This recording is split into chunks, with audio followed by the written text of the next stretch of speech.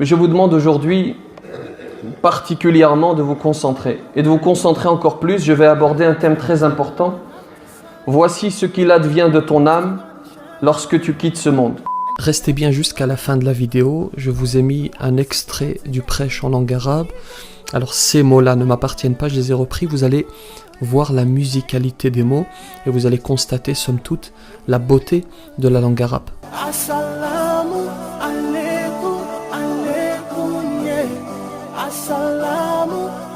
Dieu dit dans le Coran, كل نفس ذائقة الموت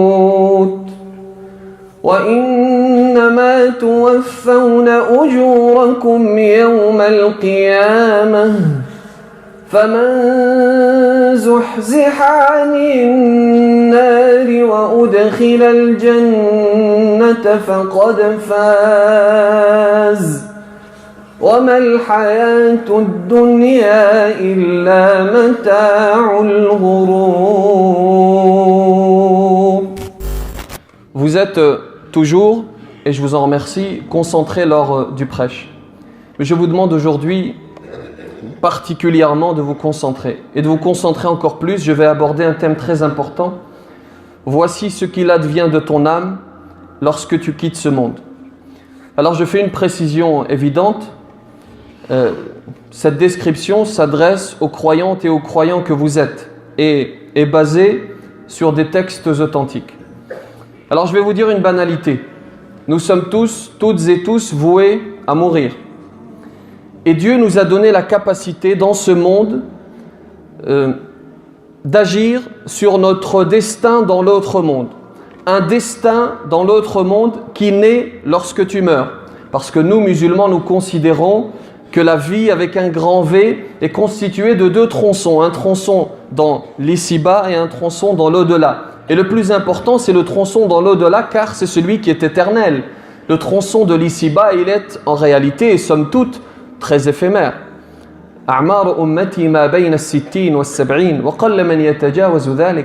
L'âge de ma communauté se situe entre 60 et 70 ans et peu dépasse cet âge. Et l'ange de la mort te rend visite. L'ange Azraïl te rend visite pour recueillir ton âme. Et là, il y a deux scénarios. Soit tu veux aller vers le divin, tu veux rencontrer le divin, tu veux cette transition qui va t'amener vers Dieu. Tu aimes cette mort en réalité, tu aimes cette transition, car sans cette transition que l'on appelle la mort, tu ne pourrais aller vers Dieu. Et parce que tu aimes cela, l'ange de la mort va cueillir ton âme avec délicatesse.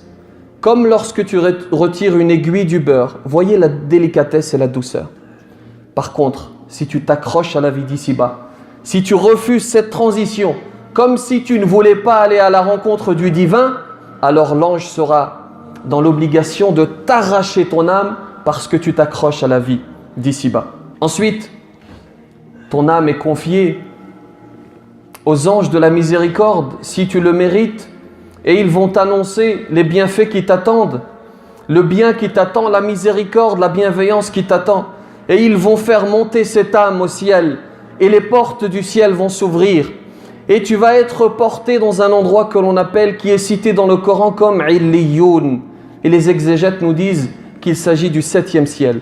Soit tu es confié, si tu le mérites, aux anges du châtiment.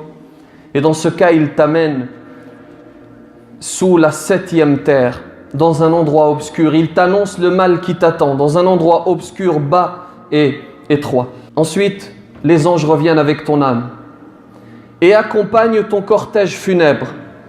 Et si tu fais partie des vertueux, des pieux, tu vas dire « Qaddimouni, qaddimouni » avancez-moi, accélérez, allons-y. Tu veux aller à la rencontre de ce qui t'attend. On t'a annoncé que c'est la bienveillance, c'est le bien qui t'attend.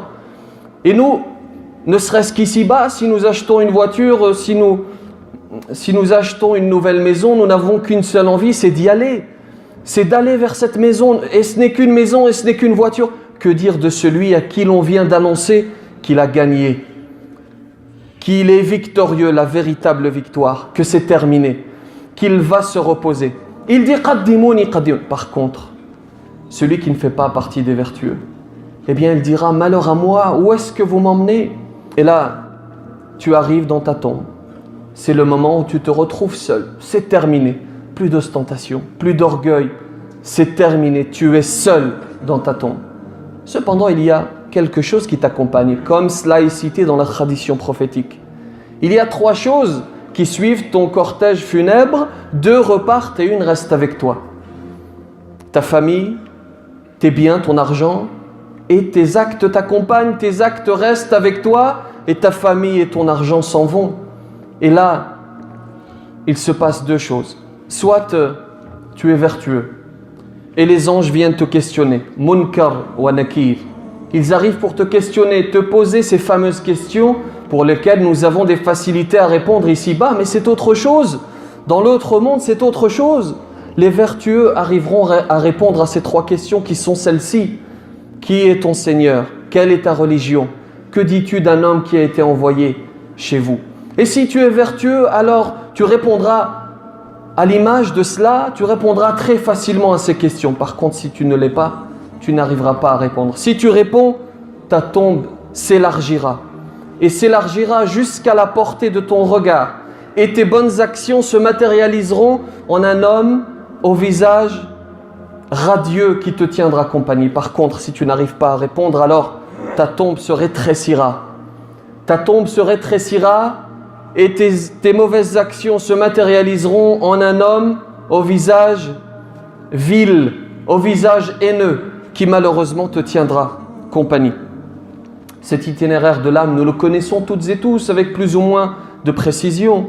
Mais il y a une différence entre savoir une chose et en prendre conscience. Et surtout une différence entre savoir une chose et l'appliquer dans la vie de tous les jours. Parce que répondre aux questions des anges, en réalité, c'est aujourd'hui, ici-bas, faire le bon choix. À chaque fois que tu es confronté à quelque chose, à un choix entre le licite et l'illicite, c'est choisir la raison au détriment de la passion et non pas l'inverse. C'est en tout temps, à chaque instant, faire triompher la raison.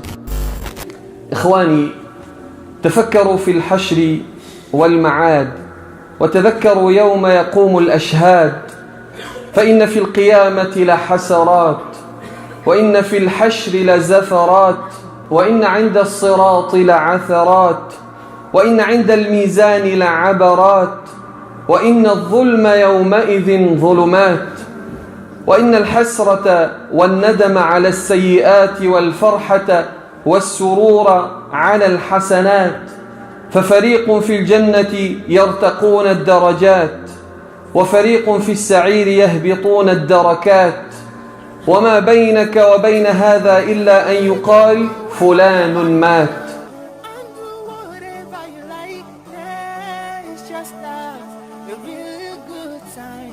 Assalamu alaikum, alaikum, yeah. Assalamu alaikum.